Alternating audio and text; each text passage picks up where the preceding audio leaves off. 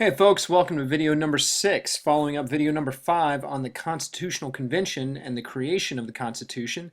This one is focused on ratification, and this came down to arguments between groups who were against the Constitution and those who were for ratification of the Constitution. Those who were for ratification were known as the Federalists, and those who were against were known as the Anti-Federalists. So here we go. So ratification, as mentioned in video 5, the Constitution itself said that before it could take effect, 9 state conventions had to approve it. So 9 out of the 13 states would have to approve it. But the goal for the writers of the Constitution and its supporters was for all 13 states to approve it. This is because they thought that if not all 13 supported it, then bam, right from the get-go, you would have some states who were reluctantly part of it, and that would create some divisions and was not a good sign for the health of a nation that was just starting out. So the supporters were known as the Federalists. They favored a balance of power between the states and national government. So the national government would have a lot more power under the Constitution than it had under the Articles of Confederation, but the states would not have as much power as they had under the Articles of Confederation, but they would still have a lot of power.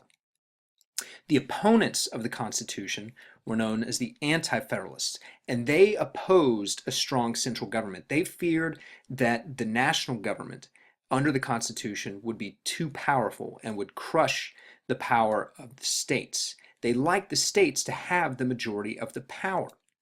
So the Federalist argument for ratification and to try and make the Anti-Federalists not worry about the power of the national government in the Constitution was that there was a division of powers within the government, within the Constitution, that would prevent the national government from becoming too powerful.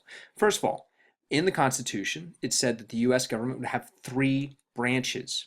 The states would also get all the powers that were not specifically given to the national government. These were powers known as enumerated powers. So if the national government, if the Constitution didn't say that the national government had a specific power, then automatically that power went to the states.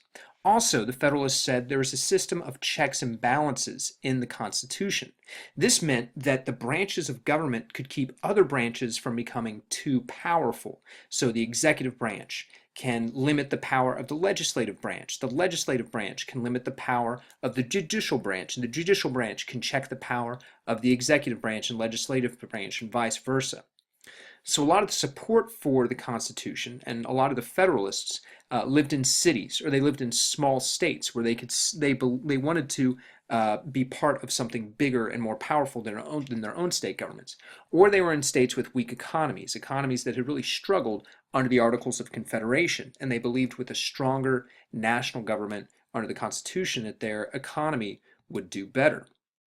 They believed in particular that this new government's power to regulate interstate trade would help and protect their interests. Interstate trade is trade between states.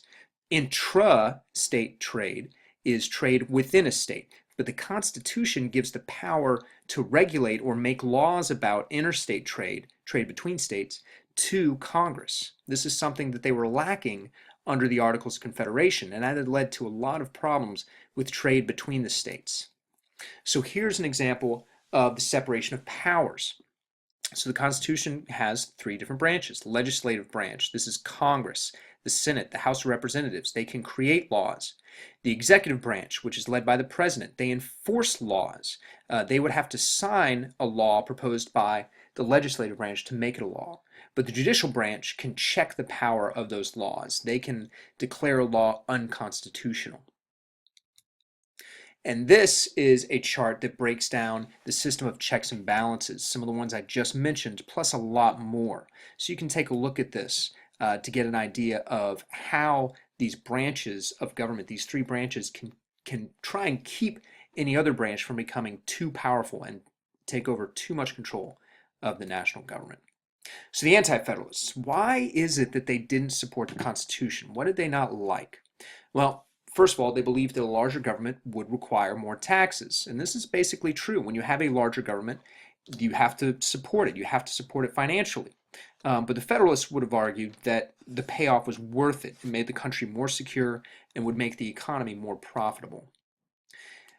Anti-Federalists also worried that this new powerful national government could be easily controlled by a minority group that would ignore the wishes of the majority. Basically, you would have a minority group, a small group, who would be in control. And so whatever the majority of the people wanted wouldn't happen.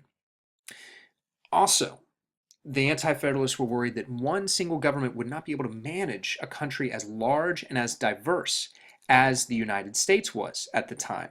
And this was based on history. There really hadn't been another country in Europe, in Africa, really in China, that had been as large and diverse as the United States, that had lasted as a democracy or as a republic. Also, they were concerned that the Constitution didn't really have anything about protecting individual rights. And so they were calling for a Bill of Rights.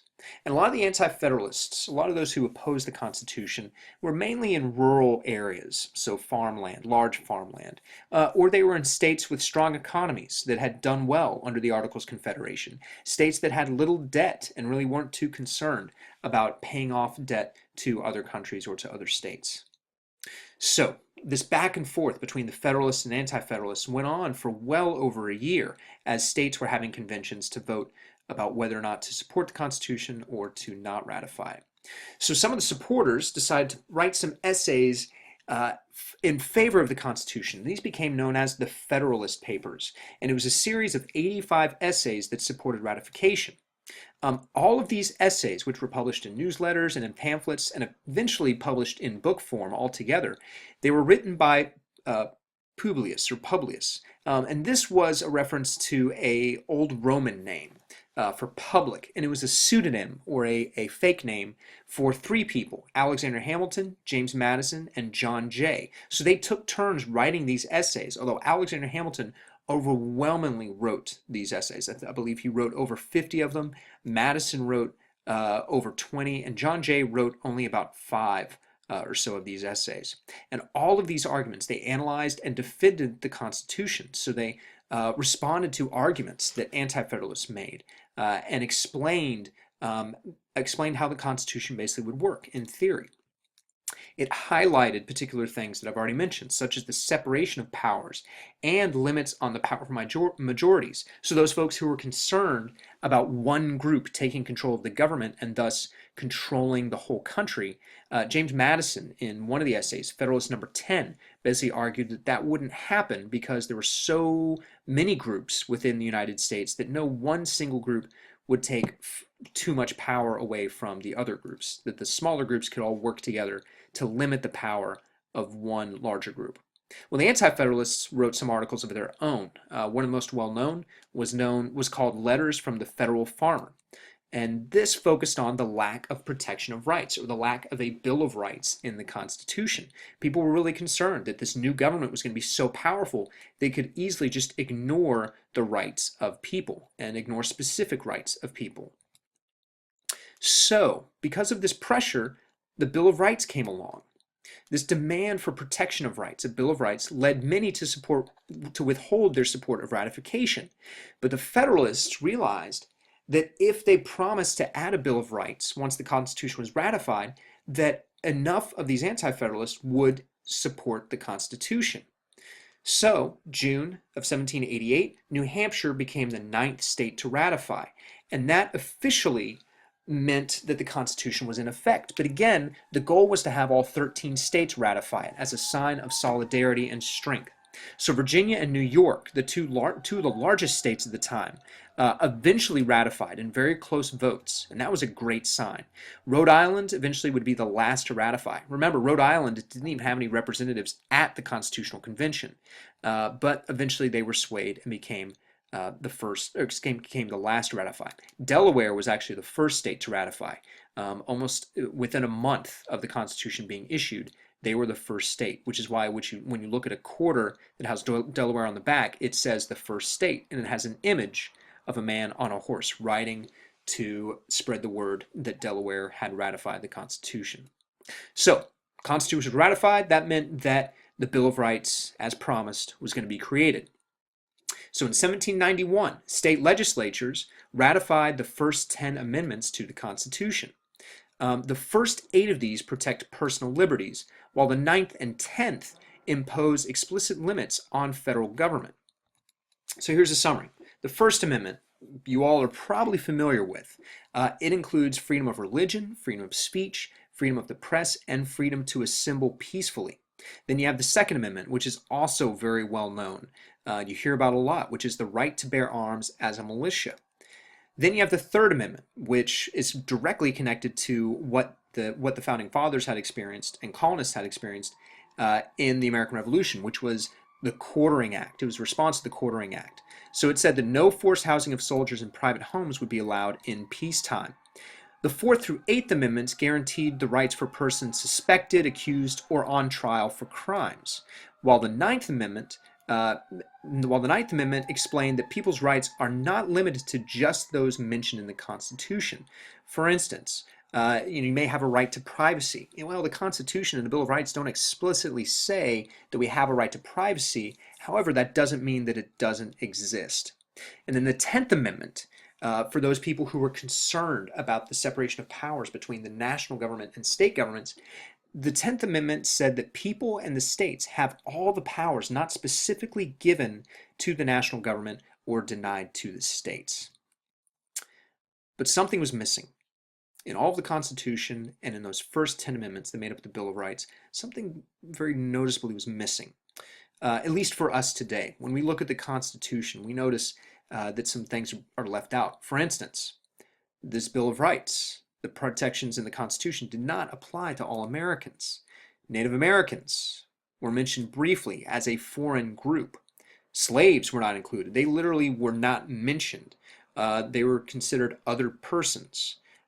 So they are not directly dealt with. The Bill of Rights had nothing to do with slaves, did not offer them protections. These laws also did not necessarily apply to women. It would take years and many Supreme Court cases and new laws and constitutional amendments to make sure that the rights that we have protected under the Bill of Rights and in the Constitution were applied to these folks. And we're still struggling with this today. Also, the Bill of Rights only guaranteed protection from the national government for a long time. It did not guarantee protection from state governments, which helps to explain how states could have discriminatory laws towards Native Americans, towards African Americans, towards women for many, many decades following passage of the Constitution and after the end of the Civil War. And it's really only recently when it's been understood that the Bill of Rights actually applies to state governments as well in a lot of ways. So these future amendments, today there are 27. These future amendments would help to expand democracy and the protection of rights at all levels of government. But this is still something that we're dealing with today. All right, that's it for video 6. So take notes and get ready for the first unit test.